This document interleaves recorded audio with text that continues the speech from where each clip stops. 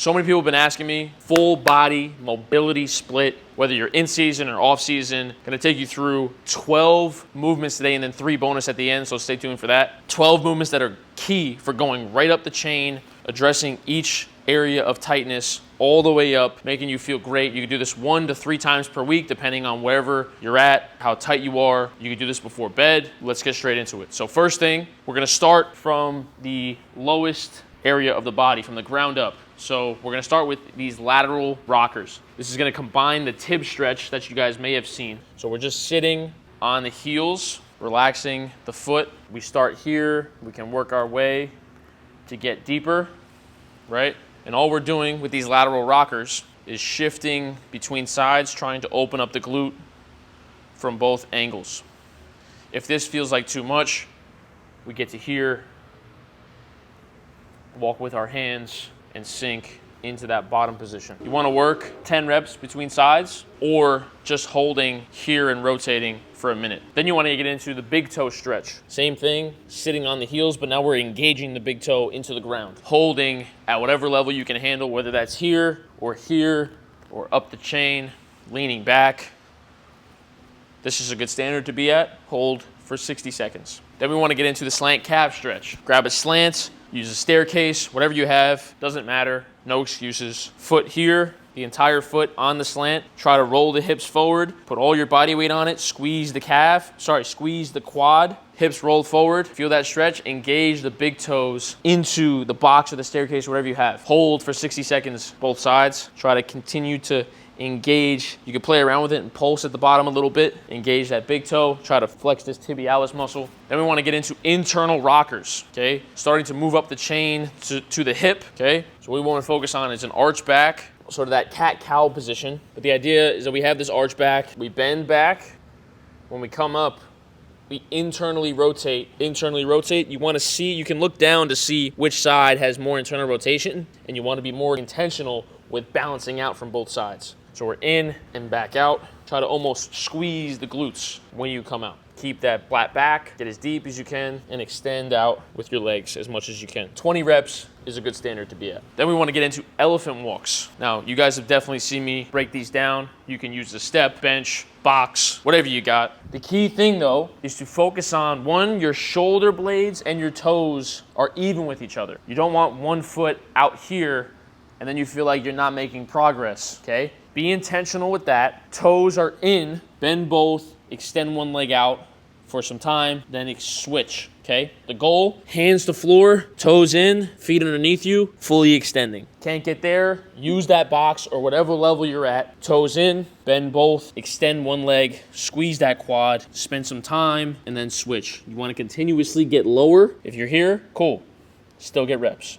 But make sure toes and feet are not uneven with each other. They're aligned with your shoulders. You're coming right over the legs. 15 reps, 15 slow controlled reps, both sides is where you want to be at. Again, work lower as you progress down. Then we want to get into pigeon tracers. Pigeon tracers, easiest way to start opening up the glute if you have that tightness. And it's good to do it right after the elephant because you'll start to be able to feel that upper hamstring stretch to then unlock the ability to feel the glutes, okay? So, we're here over the leg, okay? We slide down just to feel that glute stretch. Try to keep an arch back, slide up and down. Again, this is kind of like a rocker or tracer, whatever you want to call it. You want to get 20 reps, both sides, just trying to target that glute area. Just going up and down, trying to wake that area up. Okay, again, balance between sides, 20 reps each way. Keep that arch, look up, sink as deep as you can. Then we want to get into pigeon holds. So you've seen probably my pigeon push-up in many videos. What we want to do is get to a point where we can hold the pigeon into, again, we're doing this right after the tracer. We want to be able to hold the pigeon. With this, a lot of people have this leg tucked out. I kind of want to tuck it in a little bit. Try to keep your weight on the glute. Don't sink between the side. Weight on the glute, sink into the bottom as much as you can. Feel that stretch, play around with the area. You can bend down, you can start to get reps as well. If this is too much, slide back, but then still keep this leg right at 90 degrees, but then still come up and twist in to feel that stretch and just hold there. So again, this is the regress version, the standard that you want to be at, holding here for the given time, 60 seconds. ATG split squat hold. Starting at the highest height, the standard is being able to be in this bottom position, back flat, hamstring covering calf, keeping this heel down, back heel is out, engaging, holding for 30 seconds. That's the standard, okay? Holding that bottom position. We work at the higher heights, starting here, using assistance, keeping that back leg as straight as we can, holding for the given time. Again, you want to focus on that knee over toe and this heel down to open up the ankle as well. So we're opening up the ankle and the hip at the same time. Chest up as much as you can, sink the hips, okay, and then work at these lower heights as you progress and you feel more flexible to get into the deep position with that good hold. Keep your balance, again, keep the heel out, facing away from you, chest is up. Hold for 30 seconds each side. So couch stretch, I can show a variation on an incline bench if this seems too difficult, but this is the standard that we want to be at. So we want to move to here. Okay, first things first, grab a pad, get the foot all the way against the wall and the knee. Don't be out here, knees all the way against the wall, okay? Slide this leg up, you probably already feel that stretch. Squeeze the glute as much as you can. Work at this level, try to get the butt to this heel. That's the goal. Start here, working your way up the chain. This may take a few weeks. Squeeze the glute as much as you can. Work your way up till you can get that shoulders to wall, glute squeezed, engaged, kicking into the wall actively, holding wherever you can at whatever level for 40 seconds. Resisted butterfly. This is gonna target groin. Now, real quick, if this feels like too much for you, just to show you an easier variation is one, the wall groin. So butt against the wall, slide the legs up, open, squeeze quads, let the glutes sink into the bottom, hold for 2 minutes. Only do this if the butterfly feels too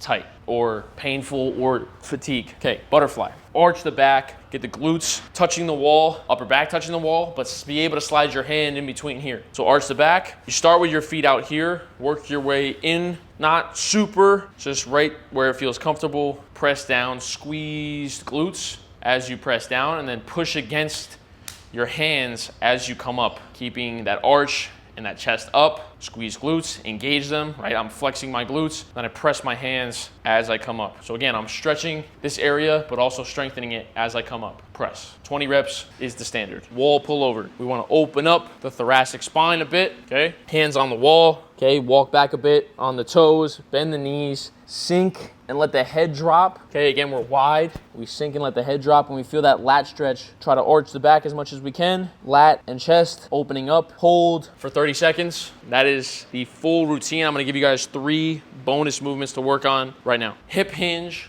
wall isometric. I got this movement from Soul Bra or Bam Lionheart. Okay, I was watching some videos on this. So toes slightly in, up on the feet, on the toes, okay? Inward. We want to get into that RDL kind of stance, hinge, get the butt against the wall, bend slightly. We want to keep this here and almost press the glutes up the wall and hold for that time in this position, just trying to open up the inner hamstring to glute area.